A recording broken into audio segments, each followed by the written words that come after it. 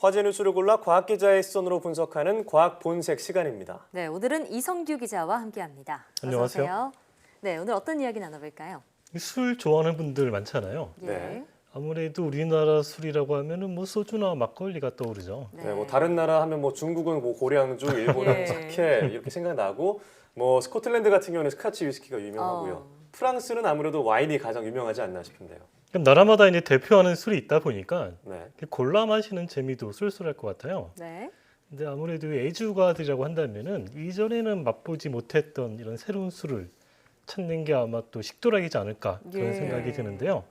프랑스의 한 와인 제조업체가 흥미로운 실험을 추진하고 있어서 그 내용 준비했습니다. 네, 프랑스의 와인 제조업체가 와인을 가지고 새로운 실험을 한다 하셨는데 어떤 실험인가요? 일단 기본적으로 모든 술은 이 알코올인 거잖아요. 네.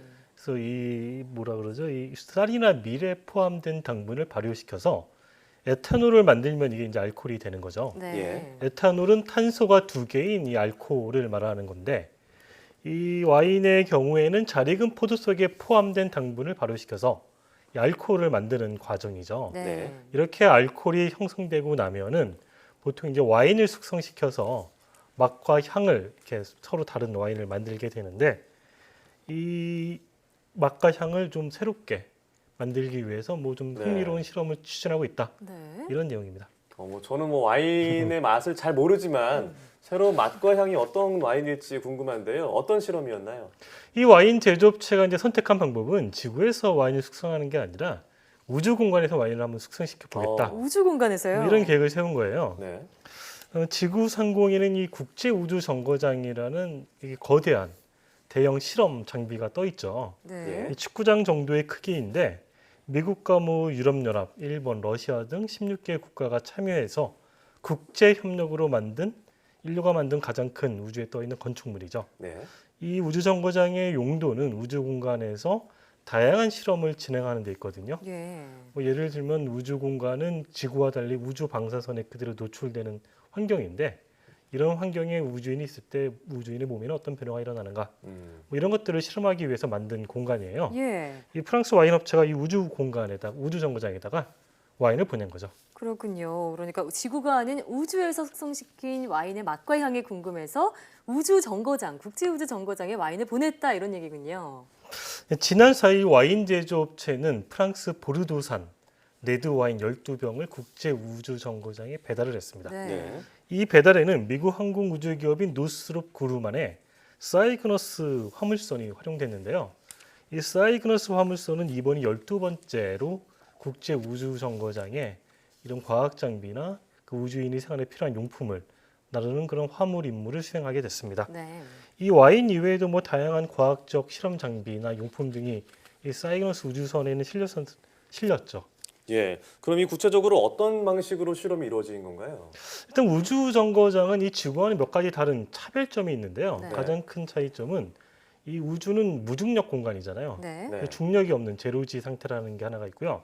아까 잠깐 설명했지만 우주 방사선에 그대로 노출돼 있잖아요. 예.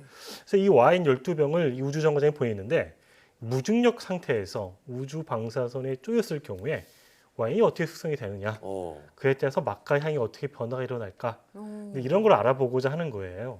그래서 1년 뒤에는 이 와인들 다시 지구로 가져와서 같은 기간 이제 보르도에서 정상적인 숙성 과정을 거친 그 와인들과 비교 테이스팅을 해보면은 네. 맛과 향이 어떤 변화가 일어나는지 알 수가 있게 되는 거죠. 예, 아니, 우주에서도 와인이 숙성을 한다는 것도 신기한데 과연 어떤 맛과 향을 가진 와인이 탄생할지 네. 기대가 됩니다. 자, 그런데 이번 사이그너스 화물선 수송에는 와인 말고도 또 아주 특별한 물건이 실렸다고요? 근데 우주 오븐이라고 불리는 장치인데 예. 이제 오븐인데 네. 우주에서 쓰이니까 우주 오븐이다 뭐 이렇게 이름을 붙였어요. 이 특별한 건 오븐을 아니군요. 만드는 업체가. 네. 그래서 이제 우주 정거장 우주인들이 최대 6명까지 수용이 가능해요.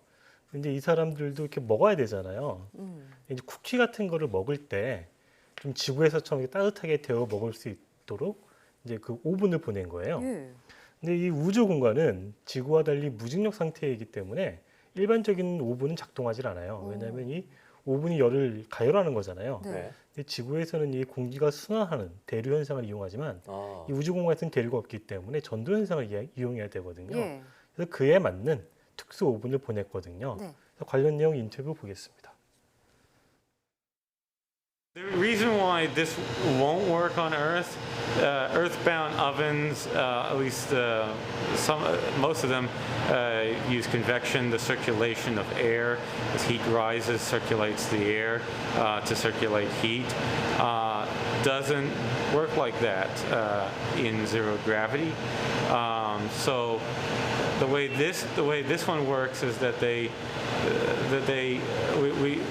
thermally modeled so that the heating coils would be arranged in such a way that it would create a pocket of heat merely through conduction. Conduction through the air would create a pocket of heat in the center of the oven, and that pocket of heat would do its heating.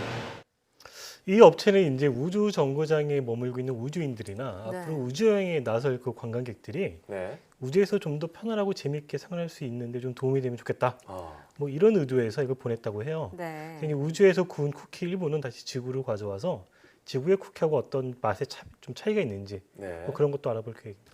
우주의 생활을 이제 연습하기 위해서 이런 걸 하는 건데 네. 일단 뭐 우주에서 왔다고 하면 비싸게 좀 잘 팔리긴 할 것 같다는 생각이 드네요. 그러게요. 저도 궁금한데요.